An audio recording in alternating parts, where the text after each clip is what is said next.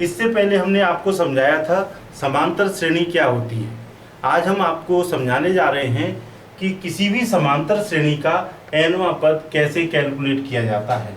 मान लीजिए कोई समांतर श्रेणी है जिसका प्रथम पद है a, दूसरा पद है a प्लस डी, तीसरा पद है a plus 2d and so on.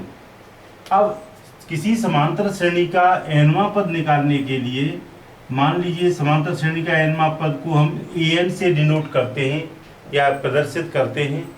तो ये होगा प्रथम पद। प्रथम पद क्या है हमारा, ये a plus n-1 into D. D क्या है, सारवंतक।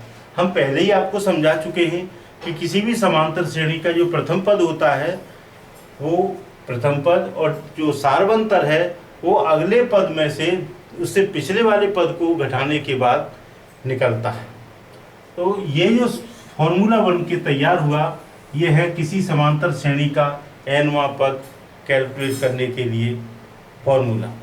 अब आइए हम आगे चलते हैं। किसी समांतर श्रेणी के nवां पद निकालने के लिए फॉर्मूला ये है, लेकिन यदि हम किसी समांतर श्रेणी का nवां अंत से nवां पद निकालें, कोई समांतर श्रेणी दी हुई है और इधर लास्ट में अंतिम पद मान लीजिए n है, तो यहाँ से इधर को जाएंगे तो nवां पद यहाँ पर कहाँ पर होगा, ये कैलकुलेट करने के लिए हमें एक फॉर्मूला दूसरा इस्तेमाल करना पड़ेगा। वो ये है,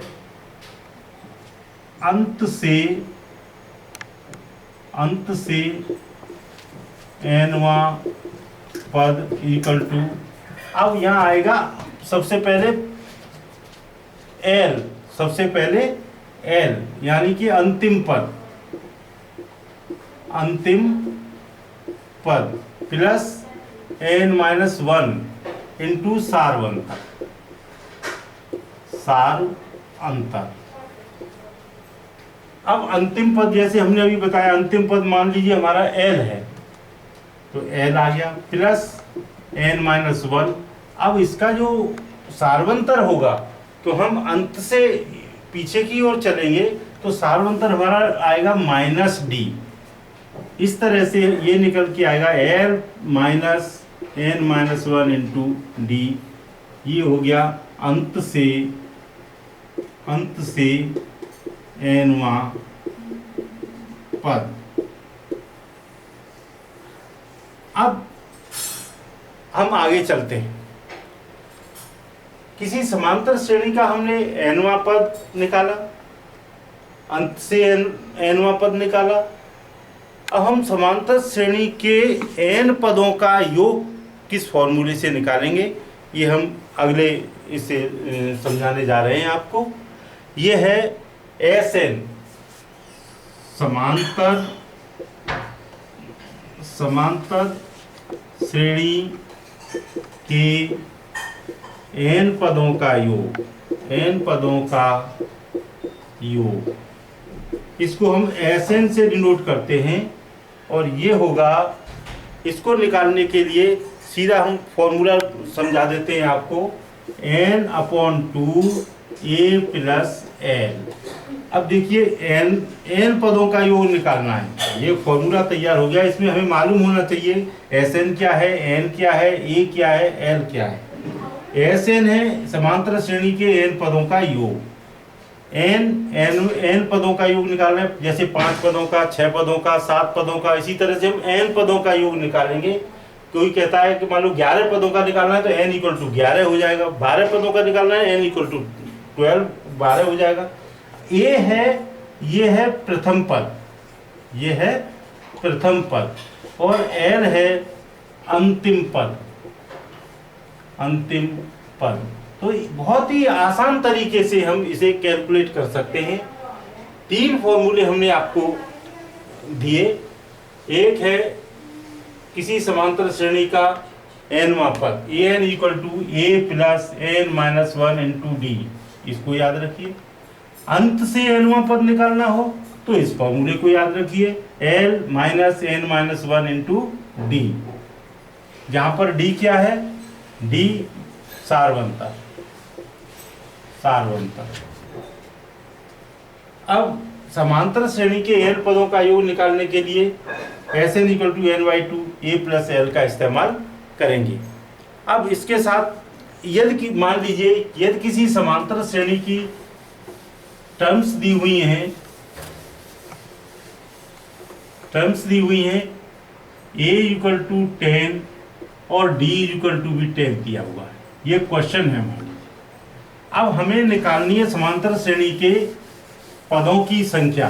कोई कहता है कि समांतर श्रेणी के प्रथम 5 पदों की संख्या ज्ञात कीजिए, तो पहला पद कैसे निकालेंगे? देखिए, पहला पद ए, अब मैं यहां लिखता जाऊंगा ए। दूसरा पद हम चाहे तो यहां भी लिख सकते हैं a + d, अर्थात a कितना है 10 + d 10, ये हो गया 20। तीसरा पद